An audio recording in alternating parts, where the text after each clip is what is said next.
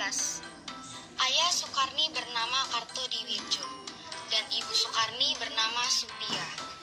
Sukarni masuk sekolah di Mardi Siswo di Blitar, semacam taman siswa yang dibuat oleh Ki Hajar Dewantara. Di sekolah ini Sukarni belajar mengenai nasionalisme melalui Muhammad Anwar, pendiri Mardi Siswo sekaligus tokoh pergerakan Indonesia. Sebagai anak muda, Sukarni terkenal dengan kenakalannya. Dia sering berkelahi dan menantang orang Belanda, dan pernah terjadi tawuran dan kelompok Sukarni yang memenangkan perkelahian itu. Pada saat usia Sukarni 14 tahun, dia masuk menjadi anggota Perhimpunan Indonesia Muda tahun 1930.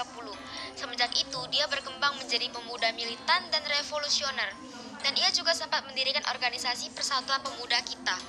Ketika di Mulo, Sukarni dikeluarkan dari sekolah, lalu ia pun pindah ke Yogyakarta dan kemudian ke Jakarta pada sekolah. Atas bantuan Ibu Wardoyo, Sukarni disekolahkan di Bandung jurusan jurnalistik.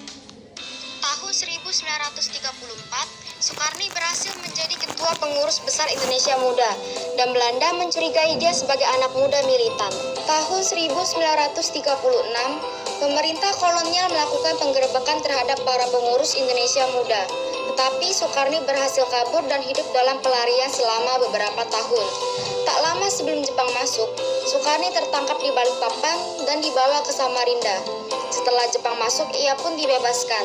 Awal pendudukan Jepang, Sukarni sempat bekerja di kantor berita Antara yang didirikan oleh Adam Malik, kemudian berubah menjadi Domei. Pada tahun 1943, bersama Khairul Saleh, dia memimpin asrama pemuda di Menteng 31 yang dikenal sebagai pusat penting yang melahirkan tokoh. Pada saat kekalahan Jepang, Sukarni, Wikana, dan kelompok pemuda lainnya mendesak Soekarno dan Hatta untuk memproklamirkan kemerdekaan. Tetapi mereka menolak dan kedua pemimpin itu diasingkan ke Rengas Dengklok oleh kelompok pemuda yang dipimpin olehnya. Akhirnya, semua pihak bersepakatan bahwa proklamasi kemerdekaan akan dilakukan pada 17 Agustus 1945.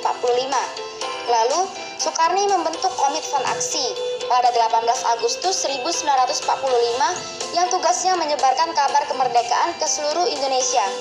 Khusus untuk para pemudanya dibentuk Angkatan Pemuda Indonesia, dan buruh dibentuk Barisan Buruh Indonesia yang kemudian melahirkan Laskar Buruh dan Laskar Buruh Wanita. Di zaman RI berkedudukan di Yogyakarta, Sukarni menjabat sebagai Sekretaris Jenderal Persatuan Perjuangan di bawah Ketua Tamalaka. Persatuan Perjuangan ini beroposisi dengan pemerintah dan menolak perundingan pemerintah pada 1946. Selanjutnya, Sukarni mengalami penahanan di Solo, Madiun, dan Ponorogo pada saat pemerintahan Amir Syarifuddin. Semenjak Partai Murba terbentuk pada bulan November 1948 sampai wafatnya, Sukarni menjabat sebagai Ketua Umum. Dia juga duduk sebagai anggota Badan Pekerja KNI Pusat. Dalam pemilihan umum yang pertama pada tahun 1955, Sukarni terpilih sebagai anggota konstituante. Pada tahun 1961, Sukarni ditunjuk sebagai Duta Besar Indonesia di Peking, ibu kota Republik Rakyat Tiongkok, dan kembali ke tanah air pada bulan Maret 1964.